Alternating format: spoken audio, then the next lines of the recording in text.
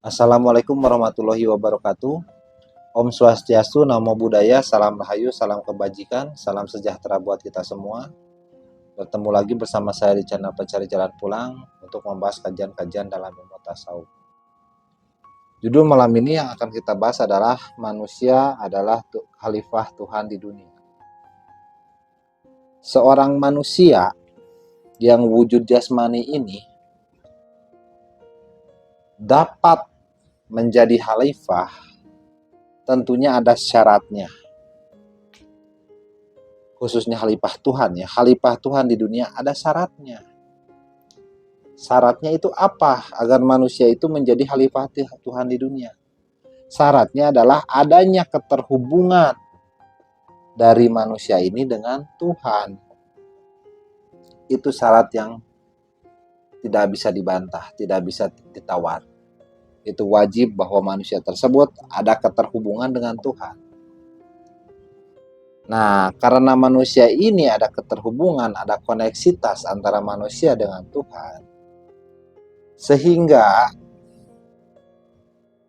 visi misi Tuhan, keinginan Tuhan akan dunia ini yang membawa kebaikan untuk dunia ini dapat tersampaikan kepada ini. Dan ini menyampaikan lagi kepada halayak umum manusia. Nah, yang dikatakan beragama itu adanya hubungan ini dengan ini. Sehingga dia tahu sistem Tuhan. Dia tahu algoritmanya Tuhan. Dia tahu cara bermainnya. Karena dia telah mendapatkan hubungan dengan Tuhan itu sendiri. Kalau orang-orang yang tahu nama Tuhan banyak, gitu. Tapi kenal kepada Tuhannya sangatlah sedikit. Untuk sampai tahu visi misi Tuhan, apa harus bagaimana, itu harus ada hubungan. Kalau ini yang nggak tahu dengan Tuhan, atau hanya nama Tuhan saja yang tahu, mereka hanya tahu cerita sejarah. Cerita sejarah bahwa telah ada manusia, yaitu Rasulullah Nabi Muhammad di 1400 tahun yang lalu yang pernah terhubung dengan Tuhan. Orang-orang di sini. Sehingga mereka membaca dari kitab, membaca dari sejarah. Tanpa mereka sendiri ada sambungan kepada Tuhan ini.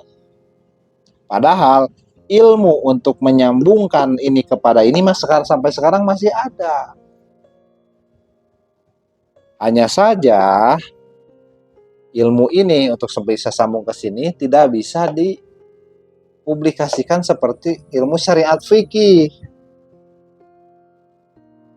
Bahkan kalau dipublikasikan bisa diancam putuslah ulat leher. Kuberikan dua nampan ilmu, satu aku bagikan, satu aku sembunyikan. Jika yang aku sembunyikan aku bagikan, maka putuslah ulat leher. Karena untuk mendapat pemahaman teorinya untuk bisa nyambung ke sini, gitu kan, harus orang-orang yang telah memenuhi minimum pengetahuan. Harus kekosongan ilmu di bagian substansi kekosongan ilmunya itu sudah terisi dulu. Di bagian ini terisi, bagian ini terisi, di bagian ini terisi, baru siap diberikan kajian. Gitu. Karena kajian-kajian dalam ilmu hakikat sungguh sangat dalam, sungguh sangat kritis. Gitu. Makanya minimal secara akal dia sudah bijak nih orang-orang ini yang mampu menerima ini. Baru teori. Sampai dia mengikuti teorinya, sampai selanjutnya orang-orang ini mau untuk masuk mengikuti rukun syaratnya, ada fase selanjutnya yaitu metodologi. Dia mau nih karena teori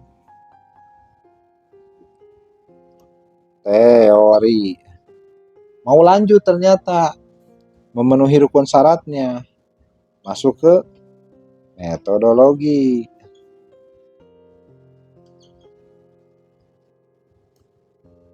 Nah, ini metodologi.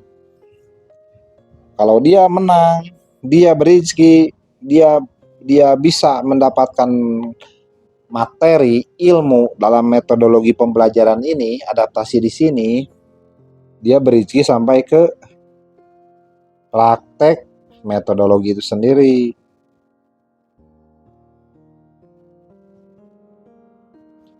Prakteknya. Apa yang dipraktekkan? Itu teknologi.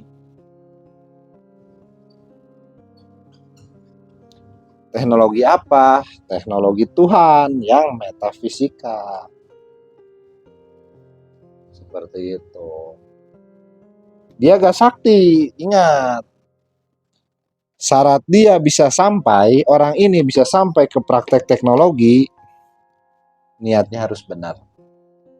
Niatnya gak nyari kaya, gak nyari surga, gak menghindari neraka, gak niat pengen sakti. Kalau dia ada muatan itu, pada saat dia mau memasuki ilmu ini, dari sini juga udah gagal. Dijamin. Niatnya saya pengen sakti, saya pengen punya ilmu kekuatan, pengen punya karomah. Gagal di sini, di metodologi. Gak paham-paham dia. Dia menyangka paham padahal belum. Gitu. Dia ngerasa ini teknologi dari Tuhan padahal bukan. Kenapa? Dia tidak mempertuhankan Tuhan. Kalau dia niatnya hanya ilahi anta maksudi, dari sini memang dia niatnya pengen selamat dunia akhirat. Oke, gak apa-apa di teori ini. Begitu diproses di sini, dia harus niatnya berubah. Kalau niatnya ini masih terbawa, gak bisa. Tapi begitu di dalam proses ini,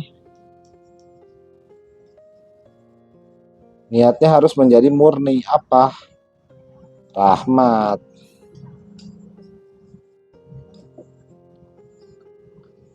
Dan ridho. Hanya ini yang dia boleh harapkan.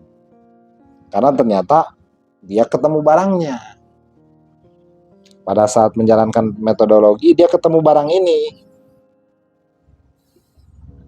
Dan ternyata urusan kita juga dimenangkan. Akhirnya dia fokus ke sini. Karena dia sudah fokus ke sini dan ke sini, ini ngikut. Begitu. Metodologi di sini kayak baiat, zikir, suluk,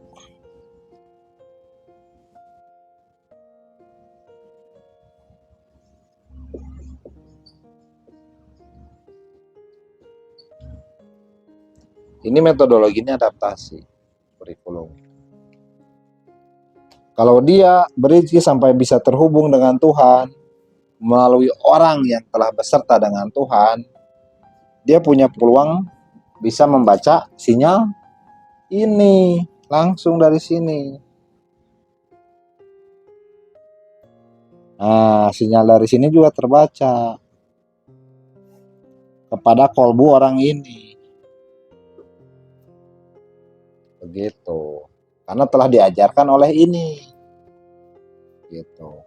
Sehingga visi misi dia dengan visi misi ini akan selaras. Gitu. Akan selaras visi misinya. Tidak akan berbeda. Namun prakteknya di dunia tentunya berbeda-beda karena waktu dan tempat berbeda. Akhirnya kegiatan realistis di dunianya, realita dunia akan berbeda. Tapi visi misinya tetap sama. Karena ini ada hubungan dengan ini, ya melalui ini juga. Begitu. Apabila si orang-orang ini telah ada sambungan dengan sini, telah kenal, telah beserta, telah terhubung dengan ini, Allah ini. Disinilah orang tersebut termasuk ke dalam kategori ini. Manusia adalah khalifah Tuhan di dunia. Gitu. Jadi syarat untuk bisa menjadi khalifah Tuhan di dunia itu bukan pintar ngaji, bukan ahli ibadah, maksudnya ahli agama ya maksudnya. Ahli ibadah itu maksud saya di situ adalah ahli agama, ahli fikih, bukan. Khalifah Tuhan itu adalah orang yang telah bisa terhubung, telah makrifat, telah kenal dengan Allahnya, telah beserta dengan Allahnya. Sehingga pandangan dia adalah pandangan ini. Ucapan dia adalah ucapan ini. Yang telah terkonversi menjadi bahasa manusia. Kalau dari sini datangnya gelombang. Dia bisa membedakan mana gelombang Tuhan, mana gelombang iblis. Karena dia telah adaptasi di sini tadi. Yang diajarkan oleh ini adaptasinya. Begitu. Ya mungkin itu sedikit ya, simpel, mudah-mudahan mudah dipahami. Sekian dari saya. Billahi taufiq wal hidayah. Wassalamualaikum warahmatullahi wabarakatuh.